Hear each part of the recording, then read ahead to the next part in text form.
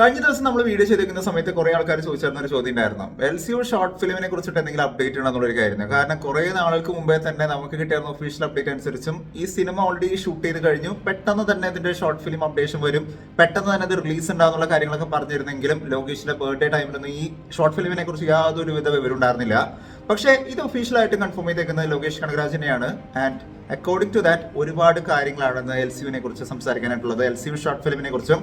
അതിന് മുന്നേ തന്നെ ഒരുപാട് അപ്ഡേറ്റുകളെ കുറിച്ചും. കാരണം ഇതുവരെ വന്നേക്കുന്ന ഓരോ അപ്ഡേറ്റുകൾ കാണുന്ന സമയത്ത് ഞെട്ടിത്തിരിച്ചിരിക്കുകയാണ് ഞാൻ. കാരണം അത്ര ഗംഭീരമായിട്ടുള്ള കുറെ സാധനങ്ങളാണ് പുറത്തേക്ക് വന്നേക്കുന്നത്. എന്താണെന്നുള്ള കാര്യങ്ങളൊക്കെ ഡീറ്റെയിൽ ആയിട്ട് പറയാം. എല്ലാ പ്രേക്ഷകർക്കും പുതിയ വീഡിയോയിലേക്ക് സ്വാഗതം. എന്റെ പേര് Donald. So welcome back to today's video. ഇന്നലെ ദുൽഖർ സൽമാന്റെ പേജിനകത്ത്, യൂട്യൂബ് ചാനലിനകത്ത് ഒരുപാടധികം അപ്ഡേറ്റുകളായിരുന്നു വന്നുകൊണ്ടിരുന്നത്. സത്യം പറഞ്ഞു കഴിഞ്ഞാൽ ഒന്നിനു പിറകെ ഒന്നായിട്ട് ഇങ്ങനെ ഇറക്കിക്കൊണ്ടിരിക്കുന്ന സമയത്ത് ഞാൻ ചിന്തിച്ചത് ഈ കുറെ നാളുകളായിട്ട് ഒരാൾ വരാത്തതിന്റെ വിഷമം തീർക്കുന്നതാണോ എന്നുള്ളൊരു കാര്യം എനിക്ക് തോന്നിപ്പോയി. തീർത്തും ഗംഭീരം എന്നുള്ളൊരു കാര്യം പറയാൻ പറ്റും. അത്ര അടിപൊളിയായിട്ടുള്ള അപ്ഡേറ്റുകളായിരുന്നു ഇന്നലെ വന്നായിരുന്നേ. ഡിസ്കസ് ചെയ്യാതിരിക്കാനായിട്ട് തോന്നില്ല. ഇതിന്റെ ഫസ്റ്റ് വന്നിരുന്ന ഒരു അപ്ഡേറ്റ് എന്ന് പറയുന്നത്, എന്നെ ഏറ്റവും കൂടുതൽ ഞെട്ടിച്ച ഒരു അപ്ഡേറ്റ് എന്ന് പറയുന്നത്, ലോക എന്ന് പറയുന്ന ഒരു സിനിമയുടെ ചാപ്റ്റർ 1 എന്ന് പറയുന്ന ചന്ദ്ര എന്ന് പറയുന്ന ടീസർ ആയിരുന്നു.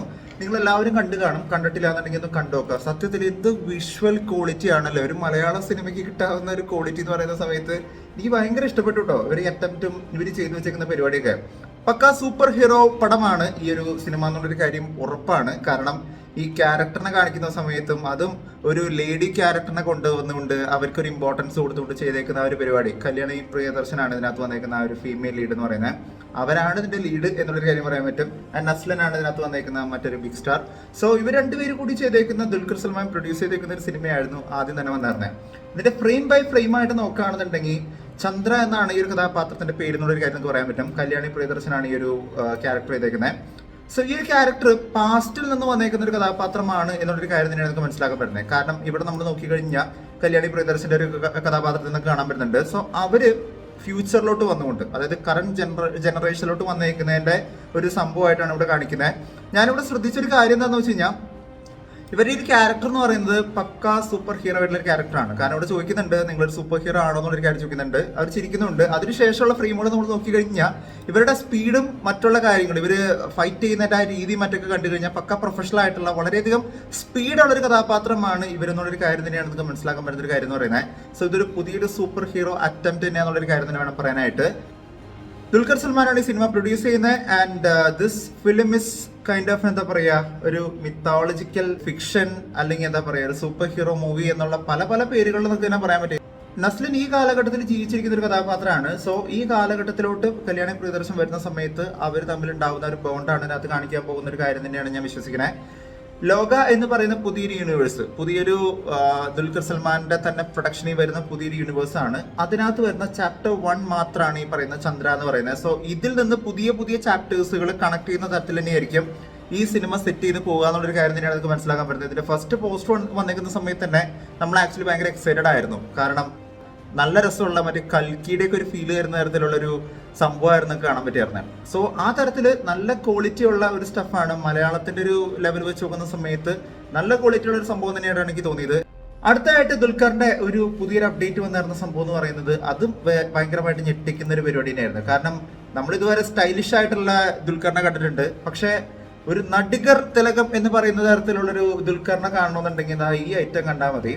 കാന്ത എന്ന് പറയുന്ന സിനിമ തമിഴ് സിനിമയാണ്. ഇതിന്റെ ഒഫീഷ്യൽ ടീസർ ഇന്നലെ പുറത്തു വന്നായിരുന്നു. ഇതും റിലീസ് ചെയ്തത് ദുൽഖർ സൽമാൻ തന്നെയായിരുന്നു. സോ ദുൽഖർ സൽമാൻ, റാണ ദഗുപതി, ഇങ്ങനെ ഒരു വലിയ ടീമായിട്ട് പ്രൊഡ്യൂസ് ചെയ്യുന്ന ഒരു സിനിമ കൂടിയാണ് കാന്ത എന്ന് പറയുന്ന സിനിമ. ഇതിന്റെ ഏറ്റവും എനിക്ക് ഇഷ്ടപ്പെട്ട ട്രെയിലറിനകത്ത് ഏറ്റവും ഇഷ്ടപ്പെട്ട ഒരു കാര്യം എന്താണെന്ന് വെച്ച് കഴിഞ്ഞാൽ, ദുൽഖറിന്റെ ഒരു ആക്ടിങ് സ്റ്റൈൽ, അല്ലെങ്കിൽ അദ്ദേഹത്തിന്റെ ഉള്ളിലുള്ള ഒരു ആക്ടറിന്റെ ഏറ്റവും ഒരു ബെസ്റ്റ് സാധനം നമ്മൾ പറയില്ലേ, മറ്റേ ട്രെയിലർ കട്ടിനകത്തൊക്കെ എടുത്തു വെക്കാൻ പറ്റുന്ന, മറ്റേ നടികർ എന്ന് പറയുന്ന തരത്തിലൊക്കെ എടുത്തു വെക്കാൻ പറ്റുന്ന ഒരു എലമെന്റ് ഇതിനകത്ത് ഉണ്ടാവാനായിട്ടുള്ള സാധ്യത ഉണ്ടെന്നാണ് ഞാൻ വിശ്വസിക്കുന്നത്. പൊതുവെ ഈ ഹിസ്റ്റോറിക്കൽ കഥാപാത്രങ്ങളെ വെച്ചുകൊണ്ട് സിനിമകൾ ചെയ്യുന്ന സമയത്ത്, അല്ലെങ്കിൽ പഴയ നടന്മാരുടെ റെഫറൻസ് വെച്ചുകൊണ്ട് സിനിമ ചെയ്യുന്ന കാര്യത്തിൽ ദുൽഖർ ഓൾറെഡി പ്രോ ആണെന്നുള്ളൊരു കാര്യം മഹാനടി എന്ന് പറയുന്ന സിനിമയിൽ നമ്മൾ കണ്ടേക്കുന്ന ഒരു കാര്യം തന്നെയാണ്. തെലുങ്ക് മൂവിയാണ്. സോ ഇത്തരത്തിലുള്ള കഥാപാത്രം ഇദ്ദേഹത്തിന് വളരെ കൂളായിട്ട് ചെയ്യാൻ പറ്റുന്ന ഒരു സംഭവം തന്നെയാണ്. ആ ക്യാരക്ടർ ആണെങ്കിലും എല്ലാം അടിപൊളിയായിട്ട് എനിക്ക് തോന്നിയ കാര്യം ഒരു അച്ഛനും മകനുമായിട്ടുള്ള ഒരു ബോണ്ടും അതേ സമയത്ത് അച്ഛനും മകനും തമ്മിലുള്ള ഒരു റൈവലാണ് ഇതിനകത്ത് കാണിക്കുന്നത്. ഫിലിം സെറ്റിനകത്ത് നടക്കുന്ന ഒരു കാലഘട്ടത്തിൽ ജീവിച്ചിരുന്ന ഒരു വലിയ സൂപ്പർ സ്റ്റാർ ആയിരുന്ന ആളുടെ മകനായിട്ട് ഇദ്ദേഹം വരുന്ന സമയത്ത് ഇദ്ദേഹം അനുഭവിക്കുന്ന കുറെ കാര്യങ്ങളും ശേഷം ഇദ്ദേഹത്തിൻ്റെതായ രീതിക്ക് വലിയൊരു സൂപ്പർ സ്റ്റാർ ആയിട്ട് മാറുന്ന ഒരു സംഭവം തന്നെയാണ് കാന്ത എന്ന് പറയുന്ന സിനിമയിലൂടെ കാണിക്കാൻ പോകുന്നത്.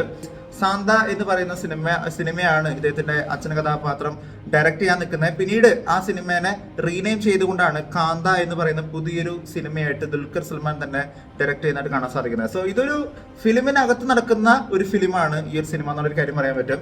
എനിവേസ് ഒരു ആക്ടർ ദുൽഖറിനെ കാണാൻ പറ്റുന്ന ഒരു നിമിഷം തന്നെയായിരിക്കും ഇതെന്നുള്ളൊരു കാര്യം തന്നെ ഞാൻ വിശ്വസിക്കുന്നത്.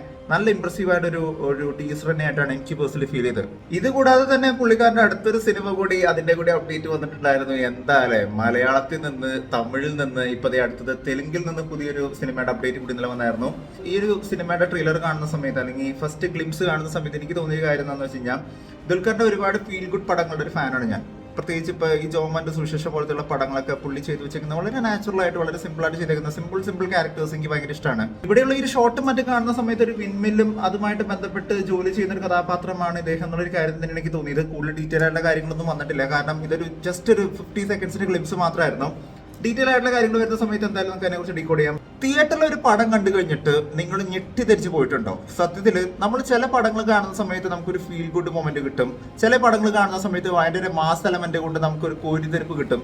ഇങ്ങനെയുള്ള എലമെന്റുകളെല്ലാം ഫീൽ ചെയ്യുന്ന സമയത്തും ചില പടങ്ങൾ കാണുന്ന സമയത്താണ് ഇങ്ങനെ ഒരു പടം ഇനി ജീവിതത്തിൽ സംഭവിക്കുക തന്നെ ഇല്ലല്ലോ എന്നുള്ളൊരു കാര്യം നമുക്ക് തോന്നുന്ന തരത്തിൽ അത്രയും ബെസ്റ്റ് ക്വാളിറ്റിയിലുള്ള സിനിമകൾ നമുക്ക് കാണാൻ സാധിക്കാം. അത്തരത്തിൽ ഞാൻ തിയേറ്ററിൽ കണ്ടേക്കുന്ന ഒരു സിനിമയാണ് വേൾഡിലെ തന്നെ ഏറ്റവും ബെസ്റ്റ് ഡയറക്ടർ എന്ന്, one of the best director എന്ന് ഞാൻ കരുതുന്ന ഒരു ഡയറക്ടറാണ് ജെയിംസ് കാമറോൺ. അദ്ദേഹത്തിന്റെ അവതാർ എന്ന് പറയുന്ന cinema.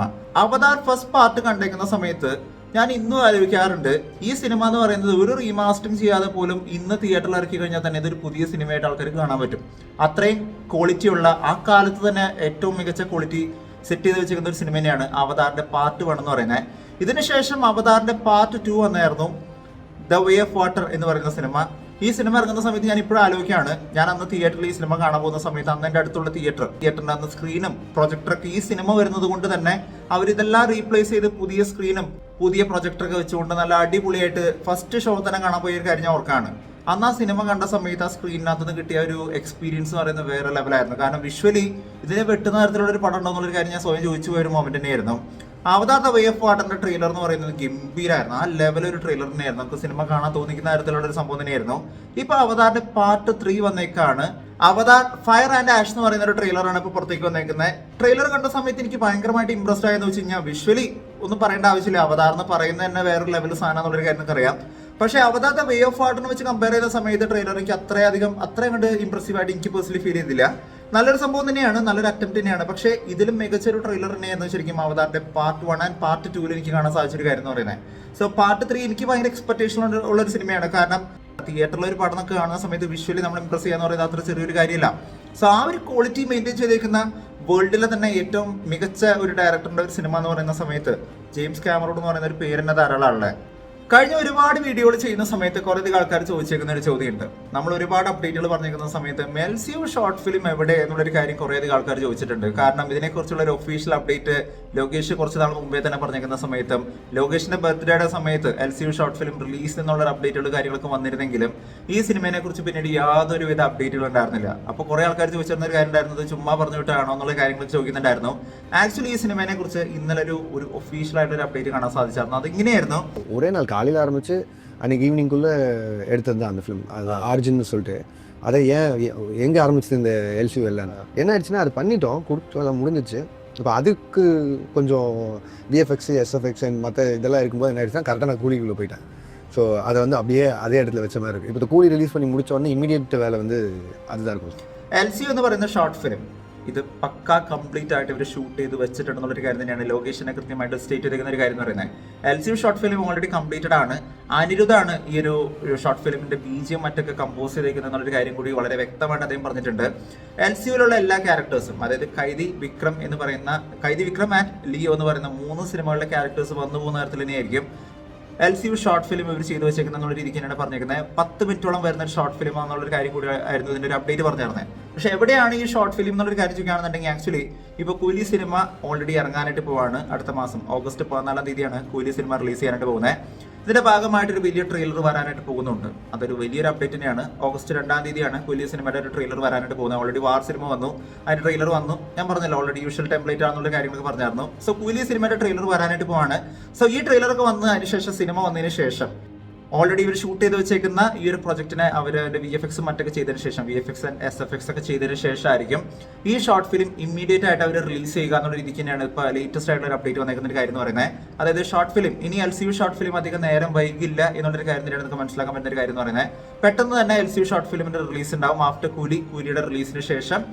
SFX and VFX after post വർക്കിന് ശേഷം, പോസ്റ്റ് പ്രൊഡക്ഷൻ വർക്കുകൾക്ക് ശേഷം ഇവർ റിലീസ് ചെയ്യുന്ന ഒരു കാര്യം തന്നെയാണ് പറഞ്ഞേക്കുന്നത്. അനിരുദ്ധിന്റെ മ്യൂസിക് ആണെന്നുള്ളൊരു കാര്യം പറയുന്ന സമയത്ത് അതിന്റെ അപ്പുറത്തോട്ട് വേറെ ഒന്നും വേണ്ട അല്ലേ. എന്തായാലും കണ്ടറിയേണ്ട ഒരു സംഭവം തന്നെയാണ് ഏത് ലെവലിലാണ് ഈ ഒരു ഷോർട്ട് ഫിലിം ഇവർ സെറ്റ് ചെയ്ത് വെച്ചേക്കുന്ന കാര്യം കാണാനായിട്ട് ഞാനും പേഴ്സണലി ഭയങ്കര എക്സൈറ്റഡ് ആണ്. കൂലി എന്ന് പറയുന്ന സിനിമയ്ക്കകത്ത് നോ ഗൺസ് നോ ഡ്രഗ്സ് എന്നുള്ള കാര്യങ്ങളൊക്കെ ലോകേഷ് പല തവണകൾ പറഞ്ഞു കഴിഞ്ഞിരിക്കുന്ന സമയത്ത് ഇതിനകത്ത് കുറച്ച് സംശയങ്ങളായിട്ടുള്ള കാര്യങ്ങൾ ബാക്കിയെടുക്കുന്നുണ്ട്. കാരണം ഒഫീഷ്യൽ പോസ്റ്റേഴ്സുകൾ നമ്മൾ എടുത്തു നോക്കുകയാണെന്നുണ്ടെങ്കിൽ അവിടെ കാണാൻ പറ്റുന്ന ചില കാര്യങ്ങൾ എന്ന് പറയുന്നത് ലോകേഷ് പറയുന്നതായിട്ട് അങ്ങ് മാച്ച് ചെയ്യാൻ പറ്റാത്തൊരവസ്ഥയിലാണ് നമുക്ക് കാണാൻ സാധിക്കുന്നത്. എന്താന്നുള്ള കാര്യങ്ങളൊക്കെ നമുക്ക് ഡീറ്റെയിൽ ആയിട്ട് പറയാം മറ്റൊരു വീഡിയോയുടെ. എന്താണ് നിങ്ങളുടെ അഭിപ്രായം? LCU ഷോർട്ട് ഫിലിമിനെ കുറിച്ചുള്ള നിങ്ങളുടെ പ്രതീക്ഷ എന്താണ്? ലിയോ എന്ന് പറയുന്ന കഥാപാത്രം ഇല്ലാതെ LCU ഉണ്ടാവില്ല, അല്ലെങ്കിൽ ആ ഒരു കഥാപാത്രം ഇല്ലാതെ ഈ ഒരു യൂണിവേഴ്സ് മുന്നോട്ടേക്ക് പോവില്ല എന്നുള്ളൊരു കാര്യങ്ങളൊക്കെ ലോകേഷ് കഴിഞ്ഞ ദിവസം കൂടി എടുത്ത് പറഞ്ഞിരിക്കുന്ന സമയത്ത് LCU ഷോർട്ട് ഫിലിമിനകത്ത് ലിയോയുടെ റെഫറൻസുകൾ കാണാൻ പറ്റുമോ? എന്താണ് നിങ്ങളുടെ അഭിപ്രായം? And what will be how ഈ ഒരു പുലി എന്ന് പറയുന്ന സിനിമയുടെ ട്രെയിലർ എത്രത്തോളം ഇംപ്രസീവ് ആയിരിക്കും? എന്താണ് നിങ്ങളുടെ ഒരു പ്രതീക്ഷ എന്നുള്ളൊരു കാര്യം കൂടി നിങ്ങൾ താഴെ നിന്ന് കമന്റ് ചെയ്യുക. വീഡിയോ ഇഷ്ടപ്പെട്ടെങ്കിൽ വീഡിയോ ലൈക്ക് ചെയ്യുക, വീഡിയോ മാക്സിമം പേരിലോട്ട് ഷെയർ ചെയ്യുക, ചാനൽ ഇഷ്ടപ്പെടുന്നുണ്ടെങ്കിൽ സബ്സ്ക്രൈബ് ചെയ്യുന്ന കാര്യം പരിഗണിച്ചേക്കുക. തൊട്ടടുത്തുള്ള ബെല്ലൈക്കൺ കൂടി അമർത്തിക്കുകയാണെന്നുണ്ടെങ്കിൽ ലേറ്റസ്റ്റ് ആയിട്ട് വരുന്ന വീഡിയോകളുടെ അപ്ഡേറ്റുകൾ എല്ലാം നിങ്ങൾക്ക് ഉടനടി ലഭ്യമായിരിക്കും. മറ്റൊരു വീഡിയോ ആയിട്ട് വീണ്ടും വരുന്നവരെ it's bit on alls bye signing out. By.